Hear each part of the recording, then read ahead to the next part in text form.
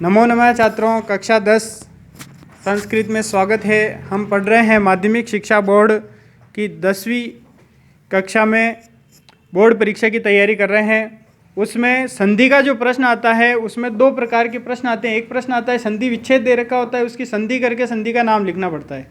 एक संधि करके दे रखी होती है, उसका विच्छेद करके संधि का नाम लिखना पड़ता है। तो दो प्रकार के प्रश्न आते हैं। संधि से संधि देखते हैं, संधि क्या होती है। संधि में तीन शब्दों से मिलकर बनी है। सम इसमें उपसर्ग है, धा इसमें धातु है और की इसमें प्रत्यय है। सम, धा और की से मिलकर बनी है संधि। संधि कितने प्रकार की है? मुख्यतः संधि के तीन भेद हैं: अच संधि, हल संधि और विसर्ग संधि। अच संधि यानी स्वर संधि, हल संधि यानी व्यंजन संधि और विसर्ग संधि। अब छात्रों बात आई कि ये अच क्या होता है। तो अच को सीखने के लिए हमें आवश्यकता होगी माहेश्वर सूत्रों की। माहेश्वर सूत्रों से ही अच का पता चलेगा कि ये अच क्या है, अच का तात्पर्य स्वर कैसे है। तो ये माहेश्वर सूत्र क्या है? कहा जाता है कि जब भगवान शिव ने डमरू बजाया और उस डमरू की ध्वनि जो उत्पन्न हुई, उस ध्वनि को महर्षि पाणिनि ने वर्णों में गुंफित किया, वही जो वर्ण है वो माहेश्वर सूत्र कहलाते हैं। इन माहेश्वर सूत्रों की संख्या 14 है जो महर्षि पाणिनि ने लिखे हैं और इन्हीं 14 सूत्रों पर आधारित संस्कृत की पूरी अष्टाध्यायी जो है वो लिखी गई है। उसमें 3965 के लगभग सूत्र है वो इस पे लिखे गए हैं। तो संधि, जब भी हम संस्कृत में व्याकरण की बात करेंगे तो ये माहेश्वर सूत्र काम में आएंगे, संधि में तो पूरे ही कार्य में आएंगे। माहेश्वर सूत्र 14 है। पहला सूत्र है अ ई ऊण री रीक ए ओंग आई औच। पांचवा सूत्र है य व र ट। छठा सूत्र लण। सातवां य म ग ण न म। आठवां ज भ य। नौवां घ ढ ध श। 10वां ज ब ग ड द श। 11वां ख फ छ ठ थ च ट त व। 12वां क प य।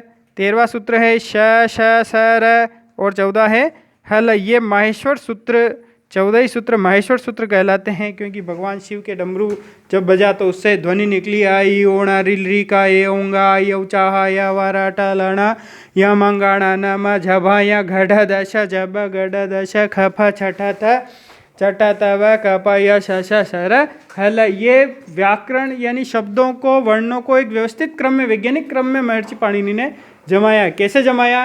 यहाँ देख रहे हैं। माहेश्वर सूत्र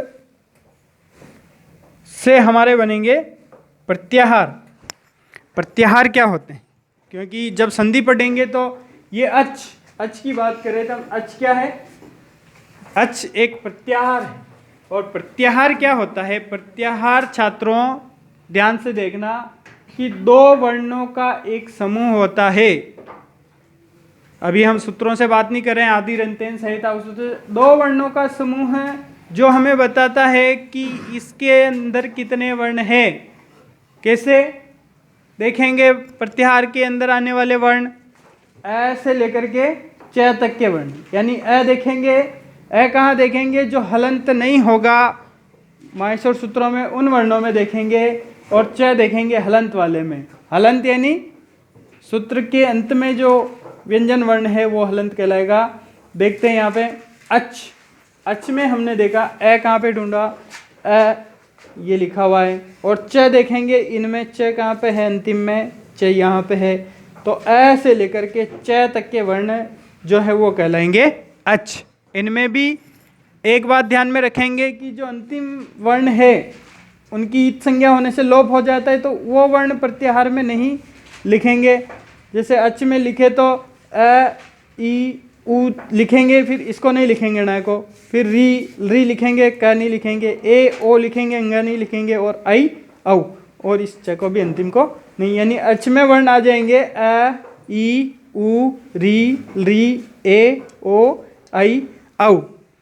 ये अच में लिखे अ ई उ री, अ ई उ री,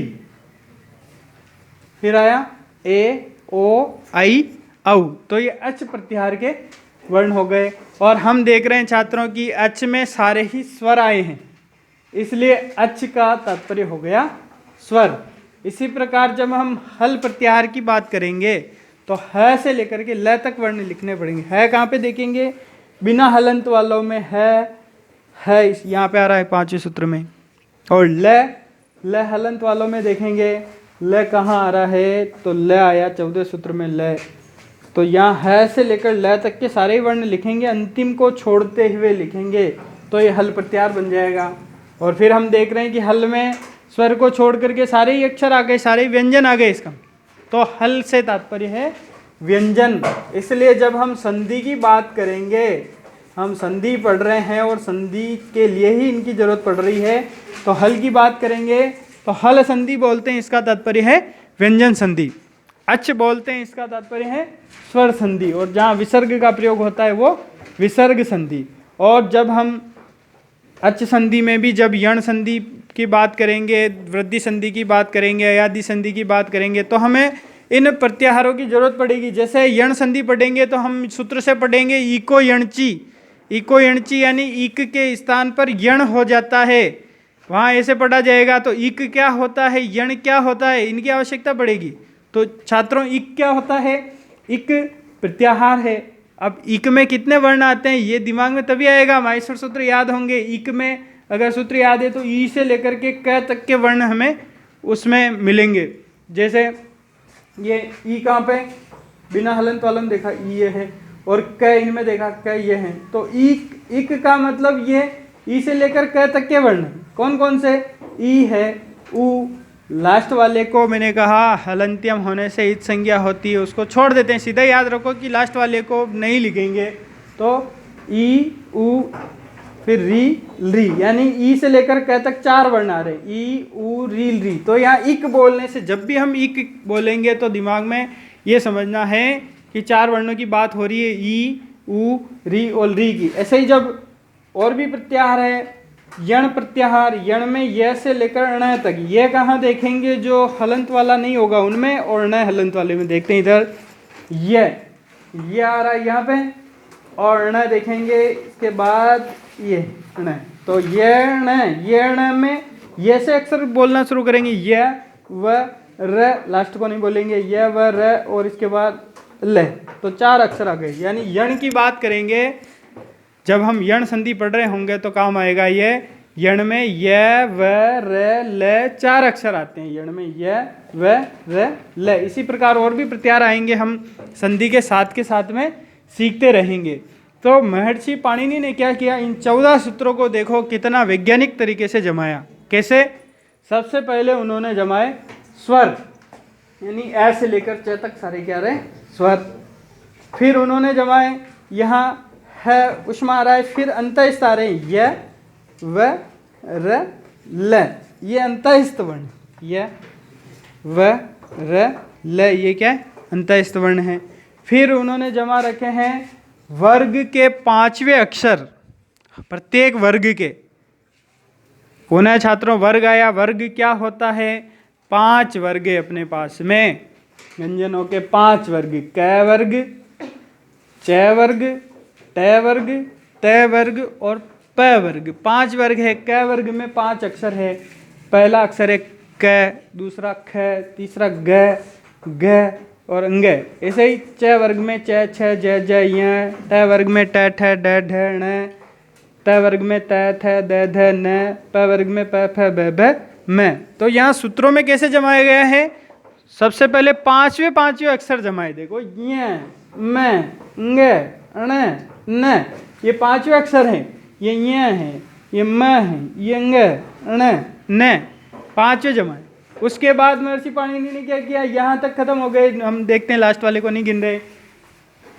फिर चौथे शुरू हो गए, ज, भ, लास्ट को नहीं बोल रहे हैं, ज, भ, ग, ढ, ध। ये चौथे अक्षर है। देखो ये चौथे अक्षर, ये ज है, ये भ, ये ग, ये ढ, ये ध, ज, भ, ग, ढ, ध। चौथे जैसे ही खत्म होंगे महर्षि पाणिनि ने क्या किया है कि तीसरे अक्षर जमाए, ज, ब, ग, ड, द। ये देखो वर्ग के तीसरे अक्षर ये है ज ब ग ड द, हर वर्ग का तीसरा अक्षर है। फिर उन्होंने स्पर्श व्यंजन में दूसरे अक्षर जमाए, ख फ छ ठ थ, ये पांचों हो गए दूसरे।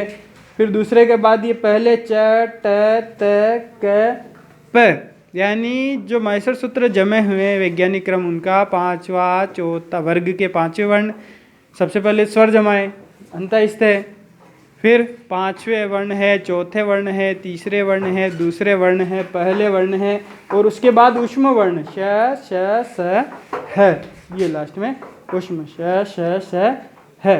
तो छात्रों जब हम व्यंजन संधि पढ़ेंगे और हम बात करेंगे कि पहले का तीसरा हो जाता है या चौथे का पहला हो जाता, जब ऐसी बातें करेंगे कि पहले वर्ण का तीसरा वर्ण हो जाता है तो पहला वर्ण कौन सा, ये पहला वर्ण, इसका तीसरा वर्ण होगा तो ये तीसरा ग होगा, च का तीसरा होगा तो ज होगा, यानी ये प्रत्येक वर्ग के 5 वर्ण हैं, 1 2 3 4 5। तो कई बार हम बात करेंगे कि पहले का तीसरा कर देते हैं, इसका ये कर देते हैं, उसका 5वां वर्ण कर देते हैं, तो इनको भी ध्यान में रखना है। क्या वर्ग है? एक बात और अपने को थोड़ी सीख लेनी है कि ये जो वर्ग है इनके उच्चारण स्थान क्या होते हैं। उच्चारण स्थान यानी क वर्ग कंठ से बोल रहे हैं, क ख ग ग अंग, यानी ये कंठ्य वर्ण है। च वर्ग तालु से बोलते हैं, च, ये जो ऊपर का कठोर स्थान है जहाँ जीवा टच करती है च बोलने पर, च छ ज ज ञ, इसलिए इनका नाम तालव्य वर्ण है, तालु से बोलते हैं इसलिए।